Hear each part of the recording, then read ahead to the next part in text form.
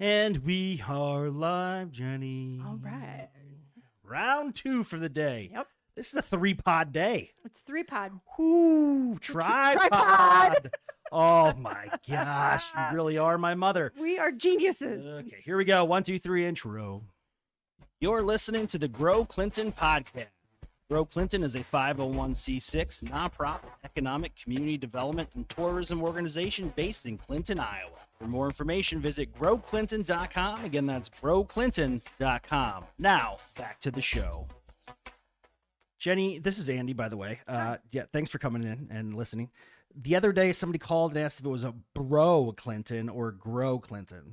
Is that so? Bro Clinton. Who Bro would think Clinton. it's bro? I don't dislike it. I don't hate it. Bro Clinton. Bro Clinton. Yeah, okay. Anyways, Bruh. welcome to another episode of the Grow Clinton podcast. As always, I am your host, Andy Sokolovich, desperately trying to figure out who twisted all my wires here. That'd be you. The host of the Grow Clinton podcast, president CEO of the organization. If you're not familiar with Grow Clinton, not Bro Clinton, Grow Clinton, we are a small economic development, community development, and tourism organization, nonprofit type, located on the eastern side of the great state of Iowa, right along the mighty Mississippi River. It's me, and as always, my lovely co-host, Jenny Home in the hizzy. What's up? Well, I can't say not much. Everything's up. You know, my mom talked about that today. She's like, What'd she say? because I always say to my mom, what are you doing? And she's like, oh, I got a lot going on this week. Yes. And she's like, that's what Jenny always says on the podcast, because It's she watches true. every episode. Jenny's always Hi. like, oh, I got a lot going on this week. Yes. Yeah. That's right. Hi. I got Yeah. your back. My mom's doing like retired people stuff. Good. I'm glad. Like doctor visits, lunch with friends. She's earned it. She was HR. And then my stepdad has to go out in his tree house, my mom calls it, his tree hut. She can't It's his go ground out. blind, and she's not allowed to go. No, she's not allowed to go outside because he hunts not far from the house, and he doesn't want her making any sound or having her perfume waft in the wind. Well, does he think she's begging to do that? No. She said she was going to get another chair and come down and sit next to him, and he said absolutely Yeah, not. Fine. Yeah, I don't not. need to then. If that happens, there'll be 2 people going in and 1 person coming out. Guaranteeing you, it's It'll be your Glenn. mom. Yeah, no, that's she's gonna say, I have no upper body strength, Andrew. I'll hear about that tomorrow morning during my walk. Okay, so we have some sponsors, Jenny. Yes, I know. Mic check, courtesy of the Citizens First Bank, making your finances and our audio crystal clear here on the pod. They proudly sponsor our new microphones we have here in the Stu studio. They are always in tune with our community, and you can find them at gocfb.bank. Banking as it should be with Citizens First Bank. Member FDIC. AdCraft Printwear and Sully Sports. AdCraft's been around since 1974. Over the years, they were just serving Clinton for a while. Then they blew up. Boom. Now they're a cutting-edge operation that serves teams and companies with custom swag all over the United States and beyond. For all of your printwear needs, visit adcraftusa.com. Miles Communications powers the Grow Clinton podcast, hooking us up with wicked fast, high-speed internet that allows this broadcast to be crisp, clear, and consistent. They offer residential and commercial internet in the form of fiber, as well as television and telephone services. Make sure you check them out, milestelephone.com, milestelephone.com, and also LyondellBasell, LYB as they are now known, is a sponsor. I'm working on their little audio snippet. We're trying to reduce it down to 30 seconds because it was like a minute and a half, minute and 45, and that's no bueno. Well, we got to keep it Gotta keep it down. You gotta, people want to be entertained. entertaining. But you know what, though? But we thank That's new one on us, isn't it? Yeah. A We new thank audio. them. So we Yeah. essentially have 4 sponsors right now. They believe in Yeah, us. they do, and it's Yeah. it's good. They believe in you, Jenny. They believe in you too, Andy. They just believe in all of us here I at think Bro so. Clinton. Bro Clinton. Bro Clinton. Bro. We're changing the name. Great show today, Jenny. I know it. It is. I'm so happy to have our guest here today. I know her, and she's a wonderful, lovely young mom. Don't you know, Jenny? I know everybody. You do. You know everybody. We have in the studio Natallie Fullick. Natallie is a candidate for Clinton Community School Board. Tomorrow, Tuesday, November 4th, Election Day. Get out there and cast your votes. Natallie, thank you so much for joining us here on the podcast. Yeah, thanks for having me. I appreciate it. So what made you want to throw your name in the ring for school board at Clinton? I would say first and foremost, my son's a kindergartner, and I have a daughter who will be in preschool next year at Zion, 3-year-old preschool. So, I'm passionate. My kids are my number one passion project, and I want to understand the district better. I want to be involved. I want to help not only make a difference for my own kids, but for other kids in the community. I'm born and raised here. I graduated from Clinton High School, married my high school sweetheart who also graduated from Clinton High. Most of our families are attended Clinton High and graduated from it Mm. as well. So How far back pretty does that rooted. relationship go? High school sweetheart? We're talking like We've been ninth, married 10th? for almost 8 years, and we've been together almost 14.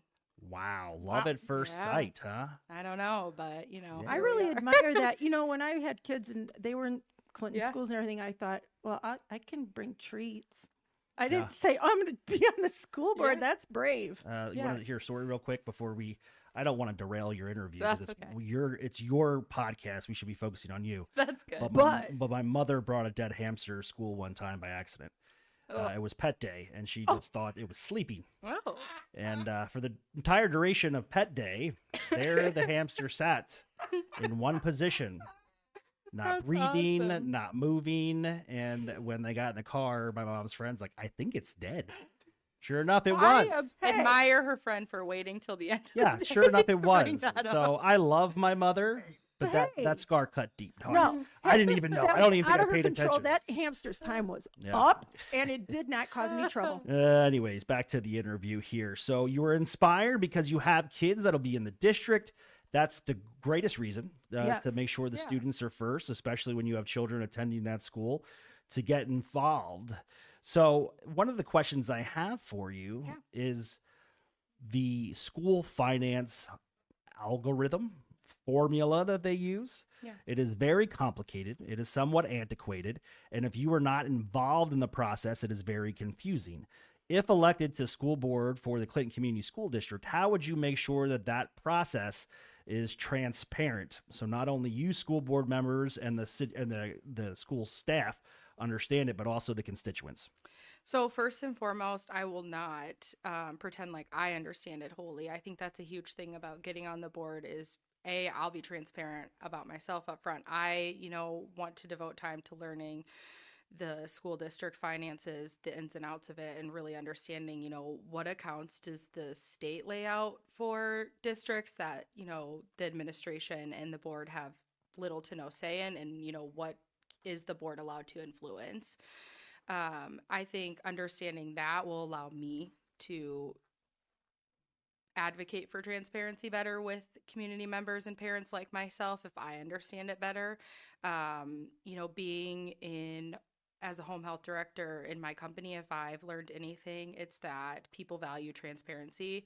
They're far more open and understanding to budget cuts or, lack of funds or just understanding things if they really see the numbers laid out and they know why, maybe the board's hands are tied with certain things. Yeah. So, That's important. Tell the story. Right? yeah. Be transparent, but tell the story. This is why. Because Yeah. there are chunks of money in pot A, they can't go to pot C. In Right. pot Yeah, B, they absolutely. can't go to pot B. And Yep. the inequity of school finance at the state level drives me insane. I do not know why a student in Pleasant Mhm. Valley is worth more than a student in Clinton. Yep. And those are the things that I really want our school board to start working on. And we'll continue to lobby on behalf of that here at Grow Clinton because that's something that definitely needs to change. So, what would you say is in the finance? Where do you think the strongest areas are for Clinton in the finances, and where would you like to see improvement? I guess, do you mean like Programs or okay, so so first and foremost, I think that, a lot of times people are always so quick to be like, what can we do better rather than celebrating what you already do well. right? And I really think that Clinton, I believe that it's similar to how it was when I attended Clinton High. We have a lot of elective courses and a lot of extracurriculars and things like that at this district, even so much so that some of our neighboring districts that are smaller, in order to attend those programs, sometimes have to come to Clinton High to Mhm. do it, because their school district isn't big enough to support that. So I think that's huge. That's something to celebrate and something to praise is that, we offer these elective courses for students. We offer these specialty programs. We have these extra, curricular clubs and organizations. We have a wide variety of sports, at our district and things like that. We have a lot of different things that could be of interest to a lot of different people if it's just, advertised and celebrated more and, parents and students really understand what the district, especially the high school, offers. Yeah. Well, you have a great leader in the form of your superintendent, Wes Golden. Yeah. I mean, he's a rock star. He I love is. that dude. Yep. I will not be wearing bow ties. That's where I draw the line. But you shouldn't. Well, he because rocks it though. I was will going to say. say, He he's does rock doing it. it. And his brother-in-law, Eric Van Lanker, they're just two peas in a pod when are. it comes to the bow tie situation there. I don't know. I've never tried the bow tie. Maybe I'd love it. Who knows? I don't think you should. So, Natalie, let's talk about the role that Clinton schools play in the development of a talent pipeline for our local and regional employers. How do you see the district preparing students for both college and career pathways, including those skilled trades and technical fields post-graduation? So first and foremost, I know a little bit about Synergy. I think it's a really great program. I have some cousins who are in high school, one who graduated a few years ago and did a Synergy project, another who's a junior who I believe it will be working with Synergy. So I know a little bit about it, but I think it's just a really great opportunity for students to kind of head like a project, like a real world project, go out and pitch it, get people to invest in it, have to explain, why they should be taking a chance on them, and things like that. I think using the resources in our town, including you guys, I've taken some leadership courses or trainings or webinars and things that Grow Clinton offers. Why is the school not partnering with those same type of organizations, things like that? I think that it sounds like the school district is working towards like a work-based learning requirement for graduation, which I think is incredible. That was not really a thing when I was in high school.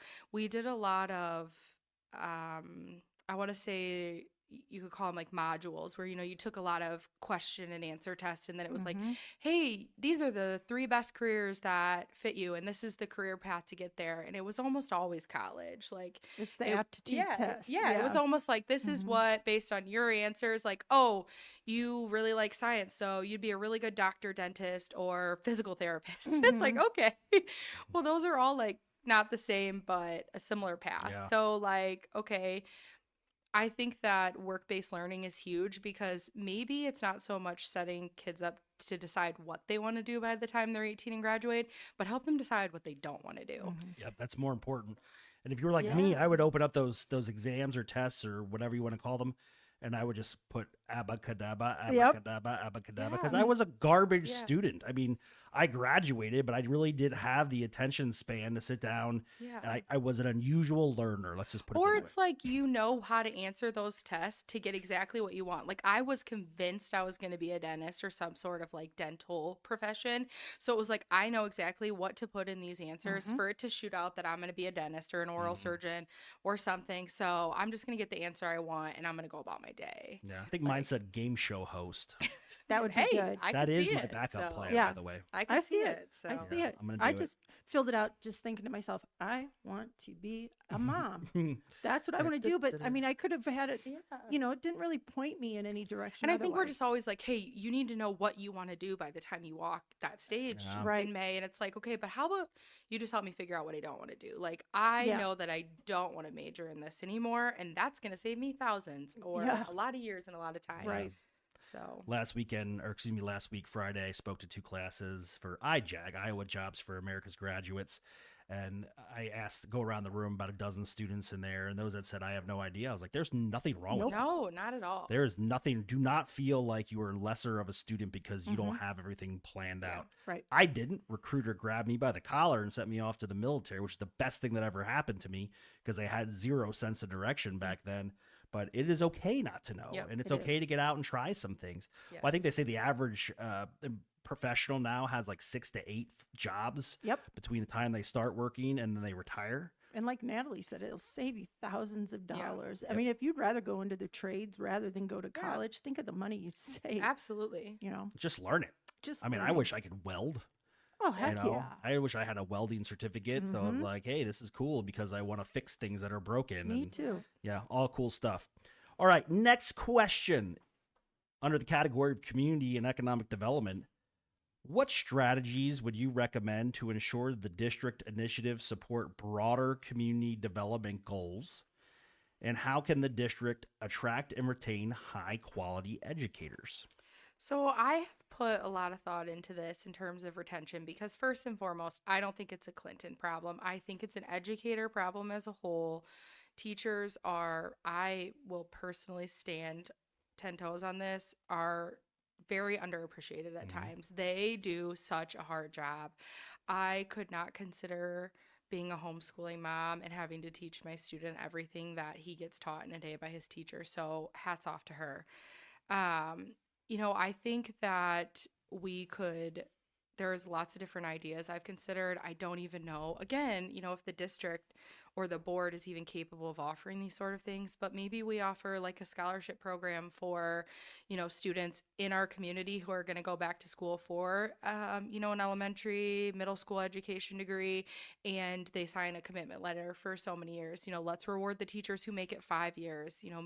I understand, money's not always there. It's not always an option. Increasing wages across the whole are not always, but maybe we have retention bonuses. We offer bridge programs for paraeducators to go back and, be able to work while they're getting their education. We're working with them.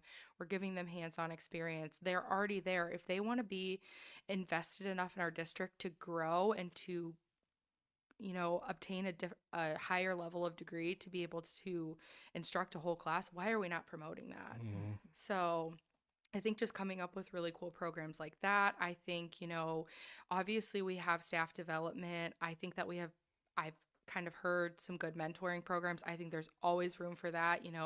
I think that the biggest thing is that we should have seasoned teachers, mentoring new teachers. I'm sure we do some form of that, but there could always be room for improvement, I'm sure, with that to make sure they're supported and heard and, want to succeed. Because I'm sure the first couple years when you're thrown into teaching and are like, hey, here's your 25 students, go at it, is hard. I mean, I remember being in nursing school and then being like, hey, now you have 5 patients today on your first shift. Like, just roll the dice. Like, Panic. yeah. So, I think mentoring new teachers is huge. Maybe rather than just staff development days, we have days just devoted to celebrating our staff. So, Yeah. Well, they always say what you can't make up with money, make it up with time. yeah. Yeah. And invest in them in one way or another, whatever that might look at like. So, Yeah, no, you hit the nail on the head with that response.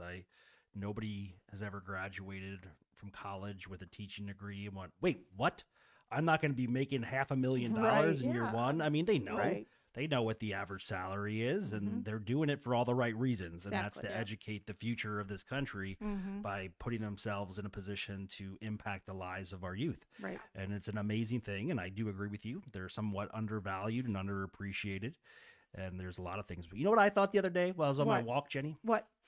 All these retired teachers, could we create like a retired educator program where they serve as like a mentorship to and new maybe educators? that's a Great really great idea. idea because maybe that's it. And rather than taking, because these seasoned teachers obviously have a whole class to themselves, that's a lot of extra responsibility and pressure to put on them. Like, hey, go be a teacher all day, and then also sit down and mentor these new teachers. Maybe that's some initiatives we pull back. Like, hey, you're retired and you devoted 30 years of your career to this district, so come in, spend 5 hours a week, with these Yeah. new teachers and just help them understand the ropes, give them some tips and trips. How did you survive 30 years? They also, I mean, they definitely great. deserve parental support as Yeah. well. I mean, the parents, need to back Absolutely. them up as well. All right, next question. Yeah. Artificial intelligence. Okay. AI. Where do you see that technology integration in the district, both for learning and preparing students for the modern workforce? So first and foremost, I think AI is a very useful tool if it's used correctly. I use it all the time in grad school. For instance, right now, I will utilize my textbook, enter some of my textbook into AI and say, hey, spit me out 50 questions right now to help me learn this topic. So I'm not using it, to write my papers. I'm not using it to write my discussion post. I'm not using it to plagiarize my work. I'm using it to help me better understand a concept, or specifically being like, hey, this concept, I don't understand the textbook mumbo jumbo that it's thrown out at me. Can you break this down into the simplest, like most layman's terms for me to understand? Because it is a really useful tool for that. It has the ability to kind of take information and be able to present it in multiple different ways so that students could understand it better. The way I understand something might not be the way that either of you understand it. So I think AI has a really good opportunity for that. I think AI has a good opportunity to help students understand how to correctly write papers and things like that, help with citations, APA citation, making sure grammar and things are correct. But I think just first and foremost, teachers need to be really diligent about understanding the technology, because they need to be able to recognize, like, okay, is this something the student was capable of developing and putting out, or is this likely something that maybe, they got an inappropriate amount of use from AI, things like that. I think, just there should probably be some in-service and education to educators in regards to it and things like that. So Let me know. I think I can teach that by now. I think there's going to be a whole switch in culture where, yeah, when I was growing up, it's just how can you beat the system yeah, and get the right answers. And now maybe the switch in culture would be to, kind of learn why it's more important to learn than to cheat. yeah, What Yeah. you get out of it. absolutely. Yeah. Yeah, and don't make it like a witch hunt. There's Right. for educators, I subscribe to a program called Quillbot, Yeah, QUILL I use bot. it all the time for school. And they have a thing called an AI analyzer. And if you just cut and paste from ChatGPT and you dump it in Quillbot and hit analyze, it'll tell you on a scale of 1 to 10 how likely it is to be determined that is AI generated content. Yeah, I use it all the time Wow. for school, and then also it'll kind of tell you, like, oh, well, we think this is AI, but the interval's low, so we don't know that it's, we're not confident in saying that it's AI, sort of thing like that. So it puts it on you to have yeah, to absolutely. learn I it. think And then you that's can also perfect. humanize it too. Yeah.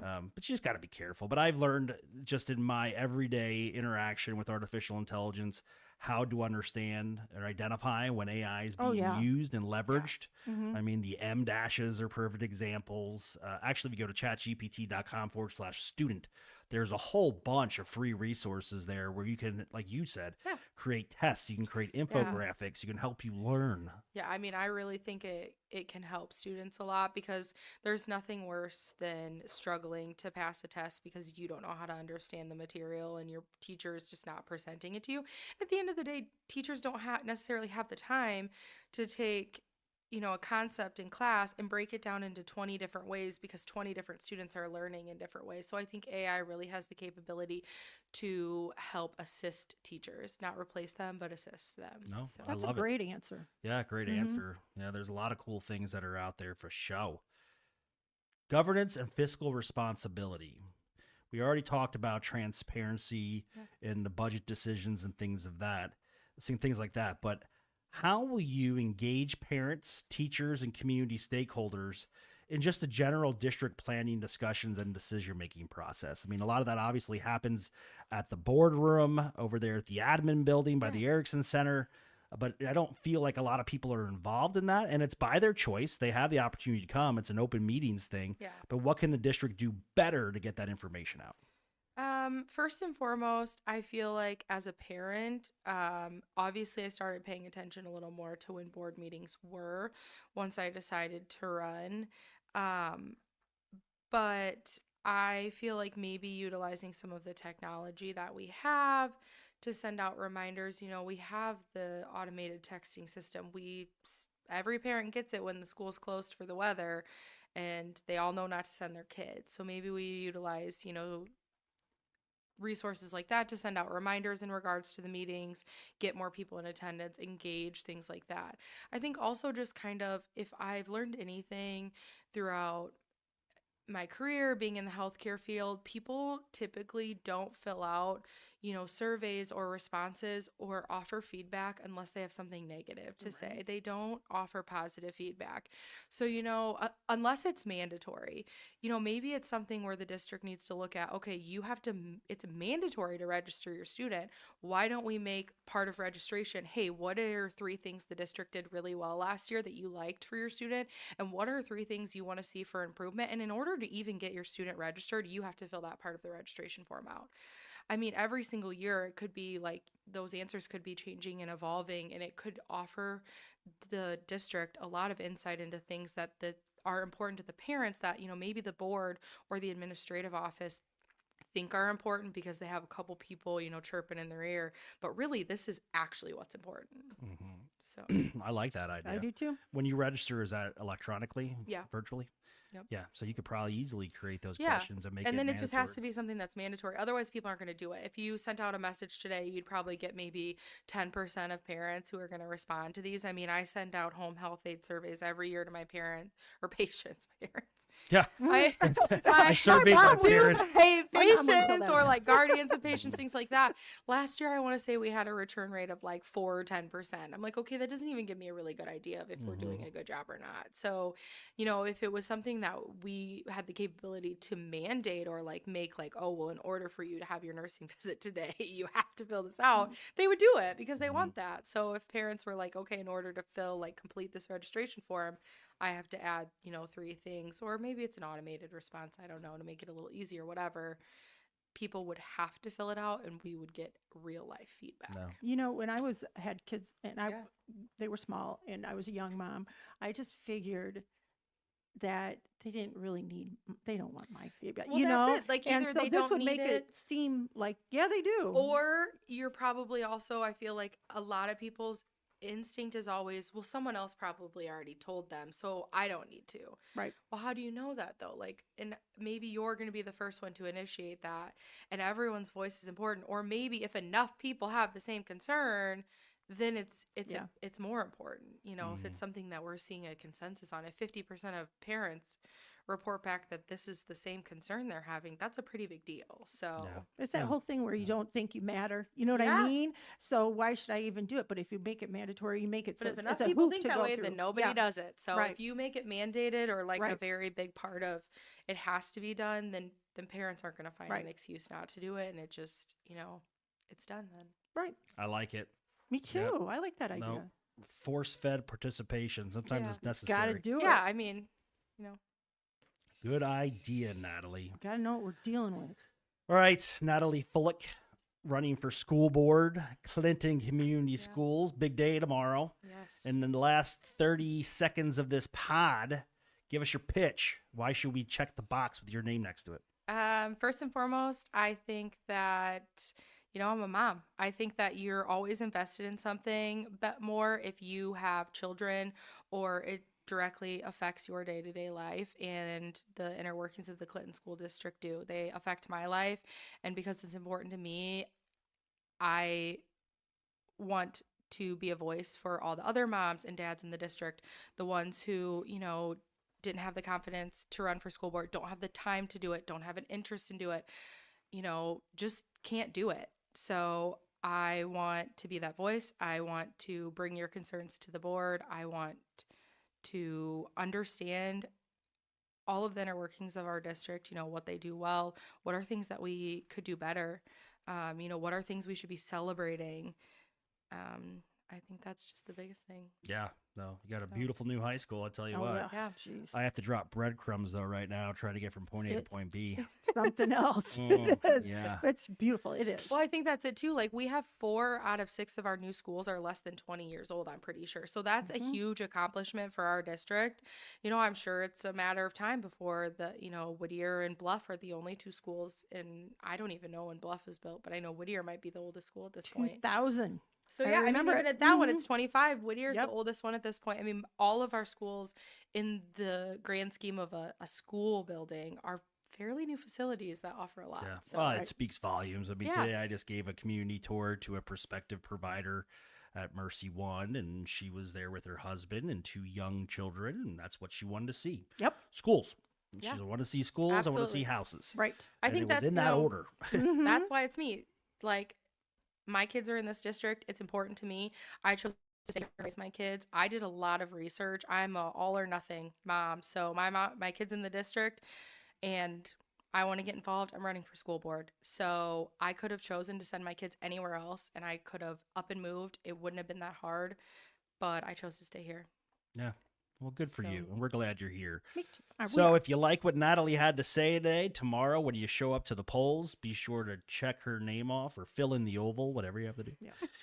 Make sure she is a consideration for school board here in Clinton. Best of luck to you, Natalie. Thanks. I appreciate it. Thanks for your time. Jenny, we got another one coming up. We do at 3:30. Okay. Yep. The tripod The day. tripod day. We came up with that right at the same time. Geniuses. All right. We want to thank our sponsors, Citizens First Bank, go CFB.bank, AdCraftUSA.com for all of your custom printwear needs. Also have Lyondell as a sponsor now. That's pretty cool. And Pretty of course, cool. the OG, the original gangster podcast sponsor, Miles Telephone, Miles Communications, wicked fast, trying high-speed to internet. Miles. I don't know what you're trying to do there. Miles. Let's okay. Oh, we'll see if they adopt that. That would be That's right. nice. They have a sign. All right. I couldn't do it with my right hand. I It's have too okay. much arthritis. It's okay, Jenny. You gave it an effort that was just respectable. I love it. Oh, thanks. My name, Andy Sokolovich. I'm not changing it. We'll talk to you guys soon. Until I see you again, stay classy, folks. See you. Thank you for listening to the Grow Clinton podcast. Be sure to subscribe. Follow us on all your socials. Until next time, see ya.